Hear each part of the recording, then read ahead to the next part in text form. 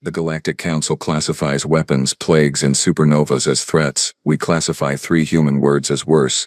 Hold my beer. Seriously. Everything. I've broken up fights between methane breathers and oxygen breathers. I've confiscated contraband that shouldn't physically exist in this dimension, and I've even filed incident reports for a Kirathi who tried to smuggle live plasma eels in their digestive tract. Don't ask. Just don't. But nothing, and I mean absolutely nothing, prepared me for humans. My name is Krell, by the way. 4 arms, chitinous exoskeleton, compound eyes that can see in 17 different spectrums. I'm what you might call intimidating. At least, I was intimidating before I met them. Now I'm just tired. So incredibly tired. It started on a Tuesday.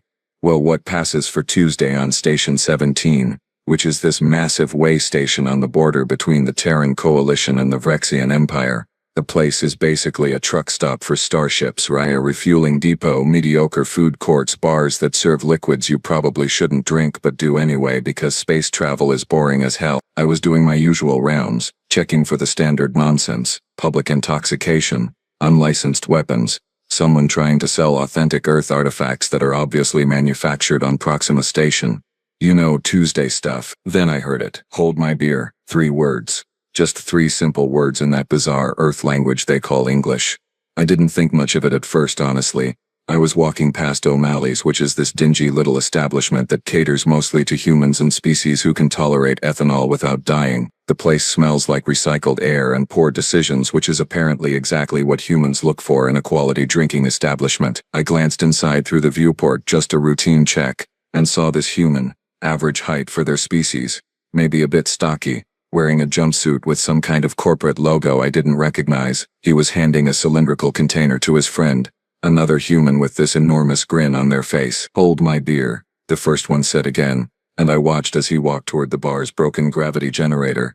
Yeah, broken. The thing had been malfunctioning for 3 days, and station maintenance had filed 17 separate reports saying it was beyond repair, needed complete replacement, budget approval pending, blah blah blah. You know how it goes. This human, he looked at the generator for maybe 15 seconds. 15 seconds. Then he pulled out what appeared to be a standard multi-tool, the kind you can buy at any station supply shop for like 12 credits, and started banging on the housing with the handle. I was about to go in there and cite him for vandalism of station property when the gravity generator hummed to life.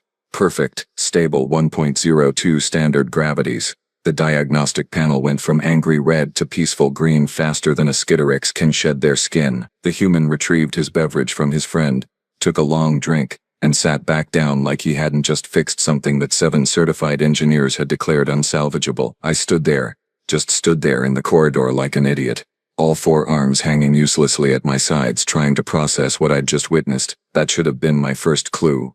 That should have been the moment I filed a report, started a database entry, something. But no, I just logged it as a quirk and moved on with my patrol. If I'd known then what I know now, I would have immediately contacted the Galactic Council, initiated a threat assessment protocol, and probably requested a transfer to literally anywhere else in the galaxy. Because that phrase, those 3 innocent-sounding words, they're not innocent at all. They're a warning, a prophecy, a harbinger of absolute chaos wrapped in casual human confidence in what I can only describe as weaponized stupidity mixed with impossible competence. But I'm getting ahead of myself. So after the gravity generator incident, I went back to my normal routine, filed my reports, broke up the usual disputes, pretended I understood why humans insist on consuming fermented plant matter for recreation. Life went on. Except it didn't. Not really. 2 days later, I got a message from my counterpart on Station 9. A Valkyrian named Thresh, who I'd trained with at the academy. Thresh is meticulous, paranoid to a fault, the kind of officer who files reports about reports. So when he contacted me on a private channel, I knew something was bothering him. Krell, he said, his translator rendering his chittering sounds into standard galactic common. Have you encountered any humans lately doing, well, impossible things? I felt my secondary arms twitch involuntarily. Define impossible. I mean, I watched one of them repair a plasma conduit with chewing gum and wire. The conduit was actively venting superheated gas. He should have been vaporized. Instead, he fixed it, and now it's running more efficiently than before installation. Did he? I asked slowly, already knowing the answer. Did he say anything before attempting this? Yeah, actually. Something about holding his beer. Why? That's when I knew. That's when the cold realization started creeping up my spine, if I had a spine in the traditional sense. I started digging, called in favors, accessed incident reports from across the Transit Authority network, even reached out to a few contacts in galactic intelligence. Turns out I wasn't the only one noticing a pattern. Station 42 reported a human who'd said the phrase before manually piloting a freighter with a completely dead navigation system through an asteroid field. Not around it, through it. Didn't even scratch the hull. The Nexus Prime mining colony documented a human engineer who'd uttered those words before jumping into a collapsing mine shaft to rescue trapped workers. She came back up with all 7 miners plus the mining equipment everyone had assumed was lost, and somehow had time to reinforce the support beams while she was down there. A military outpost near the border zones logged a human saying it before disarming a Kren battle drone with nothing but a maintenance ladder and what the report described as unprecedented audacity. Every single incident followed the same pattern. Human assesses impossible situation. Human makes verbal declaration about beverage custody. Human proceeds to do the impossible thing anyway. Reality apparently takes a coffee break. I compiled everything into a database. Dates, times, locations, outcomes, witness statements. The data was alarming. 63 documented incidents in the last standard month alone, and those were just the ones that got officially reported. The correlation was undeniable. My captain, a stern Dravexian named Aedzarath who'd seen combat in 3 different wars and supposedly didn't fear anything, reviewed my findings with increasing concern. Her scales shifted through colors I'd never seen before, which in Dravexian body language roughly translates to "what the actual hell." "This needs to go higher," she said finally. "Way higher." So it did. Within a week I was presenting my data to a subcommittee of the Galactic Security Council. Me, a mid-level security officer from a border station, standing in front of representatives from 47 different species, explaining why 3 words in an Earth language were potentially the most dangerous phrase in known space. They thought I was crazy at first. I could see it in their various forms of body language. The Heptarian delegate literally laughed, which sounds like grinding metal and is extremely unsettling. Then I showed them the footage, compilation after compilation of humans doing things that violated somewhere between 3 and 7 laws of physics per incident. A human named Jake Patterson rewiring a ship's entire electrical system while it was still powered on. Another one called Chris Okafor talking down a rogue AI by somehow befriending it through shared appreciation of ancient Earth music. A third human, Lisa Chen, who'd manufactured replacement parts for a critical life support system using a 3D printer, duct tape, and what she described as creative interpretation of the specs. Every single one preceded by those 3 words. The laughter stopped. The room went very, very quiet. "What do they mean?" asked Council Member Vril, a species known for their analytical minds and complete lack of humor. "These words, what is their significance?" I'd done my research on this too. Near as I can tell, it's an Earth idiom. It means the human is about to attempt something dangerous, stupid, or both. The beverage transfer is symbolic, a way of saying they need their hands free for whatever insanity they're about to commit. And they succeed?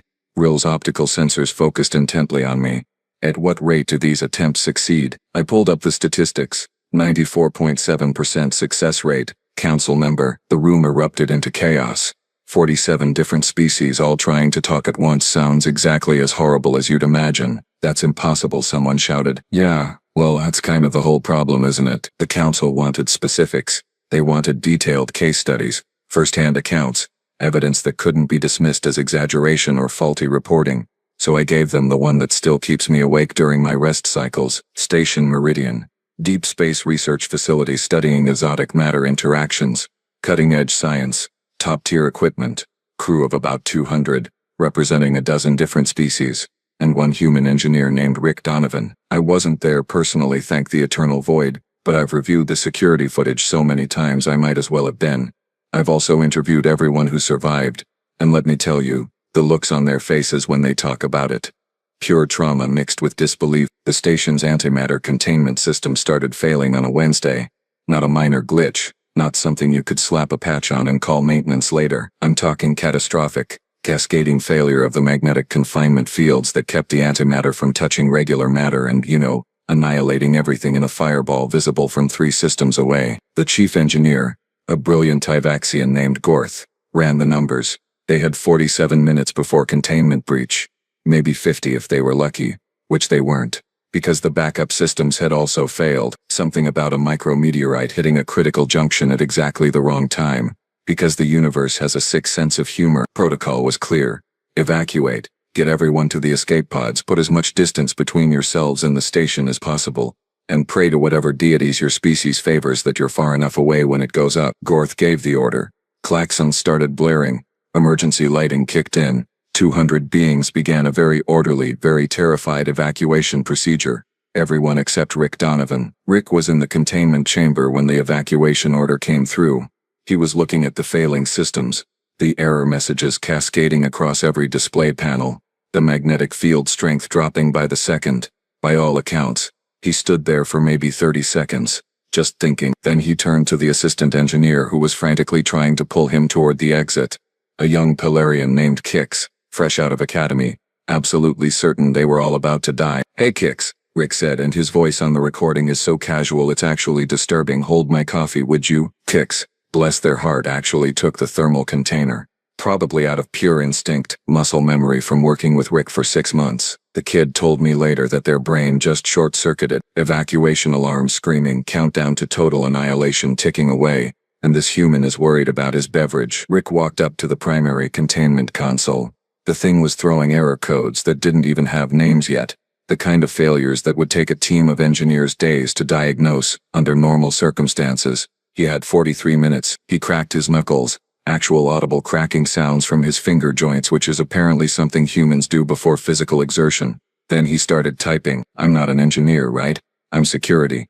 But I've had enough Tavaxian specialists explain to me what Rick did, and every single one of them uses words like shouldn't be possible and violates fundamental principles, and my personal favorite, I don't want to talk about it anymore." He bypassed 17 safety protocols that existed specifically to prevent what he was attempting. He rerouted power from life support, environmental controls, even the artificial gravity in 3 sections of the station. He manually recalibrated the magnetic field generators using equations he apparently just knew off the top of his head. No computer assistance, just mental math while reality counted down to annihilation. 20 minutes in, Gorth came back. Couldn't help himself. The Tyvaxian had spent 15 years designing that containment system, and he needed to see what this human was doing to his life's work. He found Rick elbow deep in a maintenance panel, physically rewiring connections while simultaneously running simulations on 3 different terminals. The man had somehow grown extra hands, except he hadn't. He was just moving that fast with that much precision. "What are you doing?" Gorth demanded. "The math doesn't work. The power requirements alone, it's impossible." "Yeah," Rick said, not even looking up from his work. "Math said bumblebees can't fly too. And yet, that quote made it into the official report. I have no idea what bumblebees are, and honestly, I don't want to know." 15 minutes left. Rick implemented something he called a jury-rigged cascade stabilization loop, which I'm told is technical jargon for thing that shouldn't exist but does now. He redirected the antimatter containment through a series of secondary and tertiary systems that weren't designed for that purpose, creating a completely new configuration that had never been tested, simulated, or even theorized. 5 minutes left. The entire engineering team had returned now. Evacuation be damned. Watching this human rewrite physics in real time, the magnetic field strength was climbing. Slowly, impossibly, it was climbing. 2 minutes left. Rick pulled his hands out of the panel, closed the maintenance hatch, and pressed one final command sequence. The containment field stabilized. Not just stabilized, improved. The system was running at 103% efficiency, better than factory specifications, better than it had ever run before. Rick wiped his hands on his jumpsuit, retrieved his coffee from Kix, who was standing there with their mouth hanging open in a very un-Pelarian display of shock, and took a long drink. He said. "Still warm." The station didn't explode. Rick went back to his quarters, logged his repair work with a maintenance report that read fixed the thing should be good now, and apparently took a nap. Gorth had to be sedated. I read that report 7 times before I believed it. Watched the footage another dozen times after that. Every time, the same impossible result. Every time, my concern grew a little deeper. Because here's what really terrifies me about this incident. Rick Donovan isn't special among humans. He's not their best engineer, not some legendary figure. He's just a guy. A regular human doing a regular job. If this is what regular humans can do when they decide reality is more of a suggestion than a rule, what happens when they really try? The council was unsettled after the Meridian Station report. Good. They should have been. But some of them, particularly the military representatives, still thought this was just engineering luck. Flukes, statistical anomalies that happen to cluster around humans because I don't know, the universe plays favorites apparently. So I showed them what happened during Operation Unified Front. This was supposed to be a routine joint military exercise. 5 species, coordinated fleet maneuvers, simulated combat scenarios against AI-controlled hostiles, the kind of thing the Galactic Defense Force runs twice a year to make sure everyone can work together if, something actually tries to invade. The human contingent sent 3 fighter squadrons, 36 pilots total. Among them was Lieutenant Jenny Torres, callsign Falcon, a combat pilot with exactly 4 years of experience. Not a rookie, but certainly not a decorated veteran either.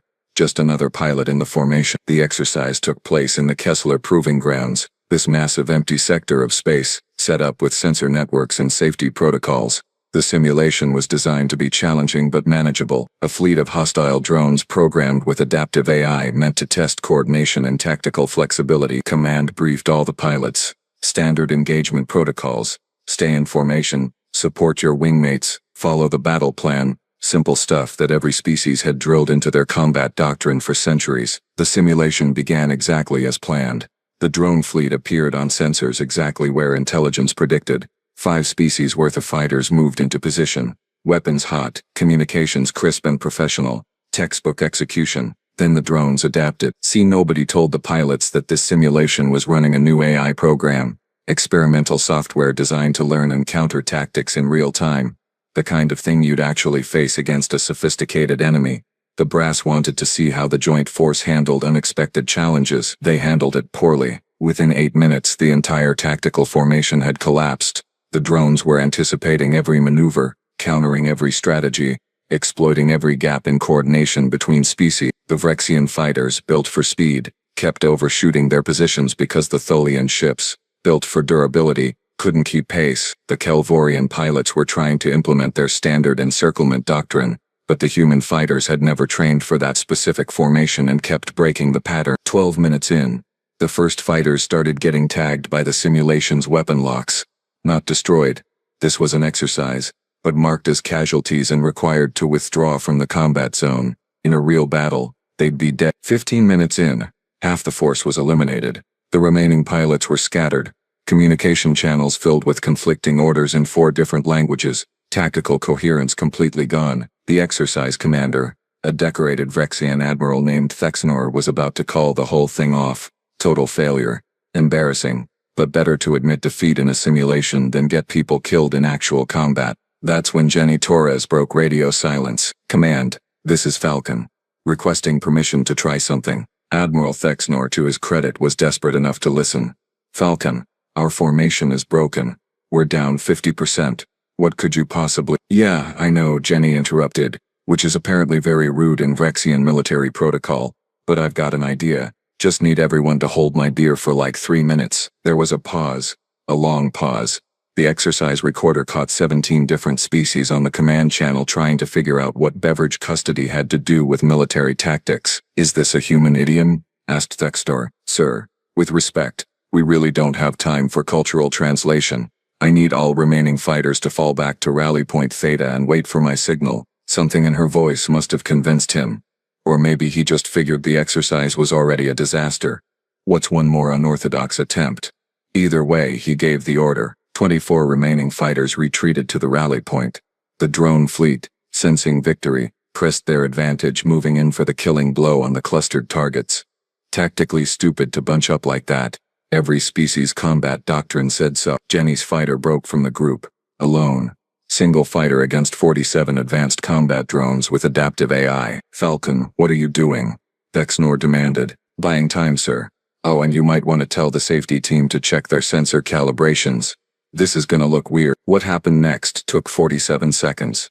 I've watched the tactical replay at least 100 times and I still don't understand half of it. Jenny Torres flew her fighter in a pattern that shouldn't be possible. She used the gravitational interference from 3 nearby asteroids that weren't supposed to be part of the exercise space, creating a slingshot effect that tripled her velocity. She fired her weapons not at the drones but at specific points in space, creating a web of energy discharge that the drones had to navigate around. Then she flew through her own weapons fire. The safety officers nearly had collective heart attacks. All 7 of them. You don't fly through active energy weapons. That's how you die. Except Jenny had calculated the exact dispersal pattern. the precise timing, and she threaded through the gaps like she was stitching reality together. The drones tried to follow. Their adaptive AI saw a target, calculated intercept courses, predicted her trajectory. They flew right into the energy web she'd created. 17 drones, tagged as destroyed in 6 seconds. The remaining drones recalculated, spread their formation, tried to box her in. Jenny responded by doing something the after-action report called aggressive three-dimensional maneuvering beyond recommended G-force tolerances.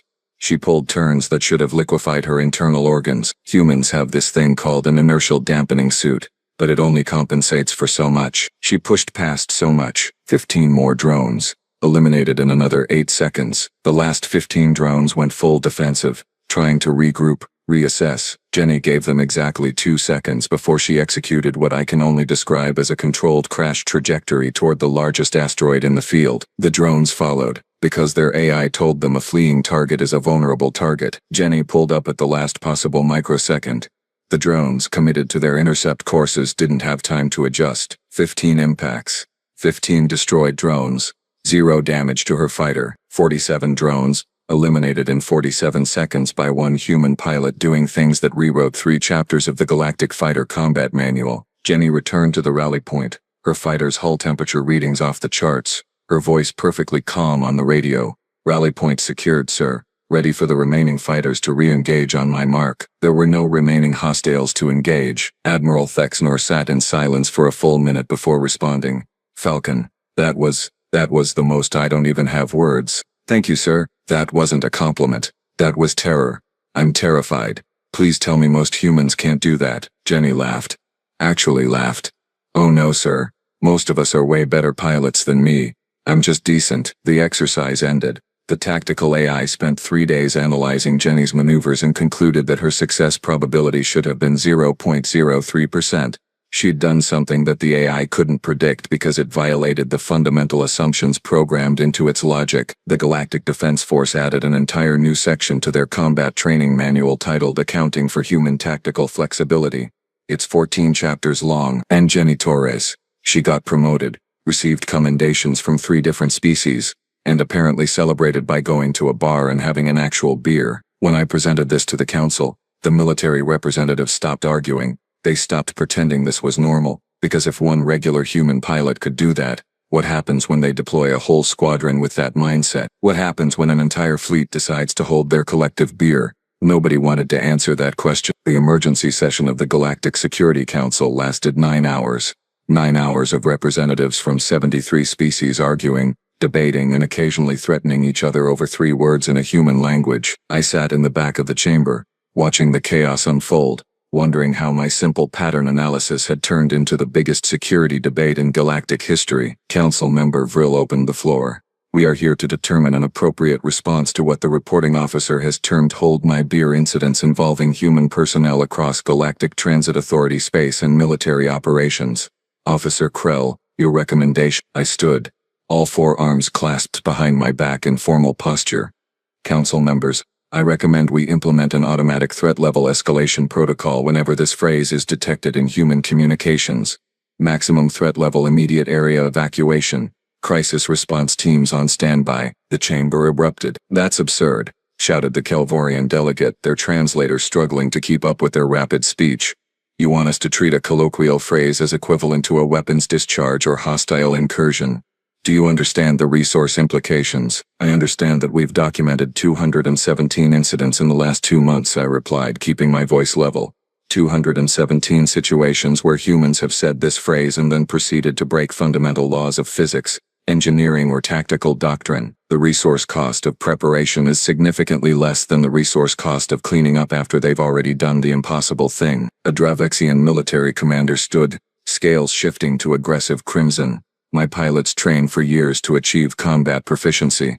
You're suggesting one human with casual disregard for safety protocols is equivalent to a fleet-level threat. I'm suggesting that human with casual disregard for safety protocols just eliminated 47 combat drones in under a minute using maneuvers that our best tactical AI says were impossible. Sir, that shut them up. Briefly, the debate raged on. Some species representatives argued this was overreaction, that we were allowing fear to dictate policy.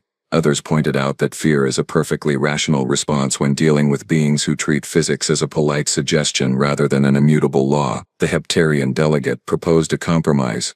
Perhaps we establish a monitoring system, track incidents, require humans to register when they intend to attempt high-risk activities, implement oversight. With respect, council member, I interrupted, which is probably a career-limiting move, but I was past caring. Oversight doesn't work. These incidents happen in seconds. By the time we've detected the phrase, analyzed the situation, and deployed any kind of response, the human has already done whatever insane thing they were planning. Our only option is preventive evacuation. You want us to evacuate every time a human says 3 words. The Polarian Observer's translator conveyed absolute disbelief. Yes, exactly yes. Because the alternative is having personnel in the blast radius when Rick Donovan decides to manually recalibrate antimatter containment or Jenny Torres decides gravity is optional. Council member Vril called for order, their voice cutting through the noise. Let us consider the statistical evidence. Officer Krell, what is the injury rate for non-humans in proximity to these incidents? I pulled up the data. Surprisingly low, council member. 8% of incidents result in minor injuries to bystanders. However, 100% of incidents result in extreme stress, psychological trauma from witnessing impossible events, and what medical staff are calling existential crisis regarding the nature of physical reality. And if we don't implement this protocol, then we continue having engineers who need sedation after watching humans repair their life's work in minutes. We continue having military personnel questioning their entire tactical training. We continue having civilians exposed to situations where the laws of physics are, and I cannot stress this enough, apparently negotiable if a human is sufficiently motivated. The vote took another 3 hours of debate, but eventually, with a narrow margin of 51%, the protocol passed. Official designation code Amber H. Hold my beer protocol. When detected, automatic threat level escalation to maximum, immediate area restriction, emergency response teams on standby, non-essential personnel evacuated to safe distance, defined as far enough away that you can't see what the human is doing. The protocol went into effect across all Galactic Transit Authority facilities within a week. Military installations followed 2 weeks later after Admiral Thexnor personally testified that he'd rather face a Kren battle fleet than watch another human pilot decide the rules don't apply to them. Did it seem excessive? Absolutely. Was it necessary? Well, let me tell you about the incident that proved the Council made the right choice. 3 months after the protocol went into effect, I got to see it in action. Lucky me, I was back on Station 17. Because apparently the universe has a sense of irony. Routine shift. Nothing unusual. Just another day of making sure nobody smuggled anything too dangerous through the checkpoint. Then the core reactor started overloading. Not a minor fluctuation. Not a maintenance issue. The primary fusion reactor that powered the entire station, serving as home to 15,000 beings from 60 different species, decided that today was a great day to experience cascading plasma feedback. The engineering team ran diagnostics. The results were, in technical terms, extremely bad. Containment breach in 22 minutes. Reactor explosion would vaporize the station and everything within a 50-kilometer radius. Evacuation was impossible. We had 412 docked ships. And even if we loaded everyone into every available vessel immediately, we'd maybe save 3,000 people. The station administrator was calling for calm while simultaneously updating her will. I was already running worst-case scenarios through my head, trying to figure out which sections we could seal off to buy more time. Then I heard it over the emergency channel. Hey, anybody got a beverage on them? Doesn't matter what kind. I knew that voice. Jack Romano, human maintenance tech. Worked on environmental systems mostly. Nice guy, always polite. Absolutely unremarkable in every way except for the critical fact that he was human. My training kicked in immediately. Muscle memory from the 17 drills we'd run since the protocol implementation. Code Amber H. I announced over station-wide communications, trying to keep my voice steady. I repeat, Code Amber H. In Reactor Section 7, all personnel evacuate to designated safe zones immediately. This is not a drill. Krell, what are you doing? The administrator demanded on the command channel. We don't have time for. Protocol requires immediate evacuation when the phrase is detected. Administrator, non-negotiable. The phrase. What phrase? We have a reactor breach. We need every engineer we have working on. Ma'am, a human just asked someone to hold his beer in the reactor control room. Get everyone out. Nah. To her credit, she'd read the briefings. She'd seen the reports. She gave the order. Chaos. Beautiful, organized chaos. Emergency teams moving through corridors herding confused civilians toward the safe zones we designated specifically for this kind of scenario. The zones were reinforced sections on the opposite side of the station, behind 3 redundant blast shields far enough away that you couldn't directly observe the reactor section. "This is insane," muttered Thresh, my Valkyrian colleague, as we supervised the evacuation. "We're abandoning the reactor during a critical emergency because of 3 words. Trust the protocol," I said, hoping I sounded more confident than I felt. 18 minutes until projected containment breach. The last technician cleared the reactor section. Environmental sensors showed only 1 life sign remaining. Human. Obviously, we waited. Command center went silent except for the countdown timer and our own breathing, which sounds different for every species but universally translates to pure anxiety. 15 minutes. 14. 13. The plasma feedback reading stabilized. Just stopped climbing. Started dropping. 10 minutes. The containment field strength began increasing. 5 minutes. Reactor temperature normalized. 2 minutes. All systems green. Jack Romano's voice came over the comm. Casual as ever. "Yeah. So, we're good. Somebody recalibrated the magnetic bottle wrong during last maintenance. Fixed it. Also upgraded the cooling efficiency while I was in there. Should run about 12% better now." The silence in the command center was deafening. "Jack," I said carefully, "what exactly did you do?" "Oh, rewired some stuff. Adjusted the plasma flow regulators, rebuilt part of the containment array. Pretty standard repair work. Why'd everyone evacuate though? Seems like overkill." I looked at the administrator. She looked at me. Thresh made a sound like grinding gears, which is Valkyrian for stunned disbelief. "Jack," the administrator said slowly, "you just prevented a station-wide catastrophe in 18 minutes. Huh. Cool. Hey, can someone bring me that coffee I left in the break room? It's probably cold by now, but whatever." The protocol saved 12,000 lives that day. Not from the reactor. The reactor was never actually going to kill anyone, because Jack Romano casually fixed an impossible problem in less time than it takes most species to file the initial incident report. The protocol saved lives by making sure nobody was close enough to watch him do it, because the 3 engineers who reviewed his work afterward, 2 quit their jobs. The 3rd just sits in the corner of the station bar now, occasionally muttering about magnetic bottle configurations that shouldn't exist. So yeah, when I tell you that we have an automatic maximum threat level protocol for when humans say "hold my beer," I'm not exaggerating. I'm not being paranoid. I'm being realistic about the fact that we share the galaxy with a species that sees the impossible as a personal challenge, and the only thing we can do is get out of their way and hope they don't accidentally revolutionize entire fields of science while fixing our broken equipment. The protocol exists for one simple reason, because when humans decide to ignore reality, reality blinks first, and the rest of us need to be somewhere else when it happens. Trust me on this.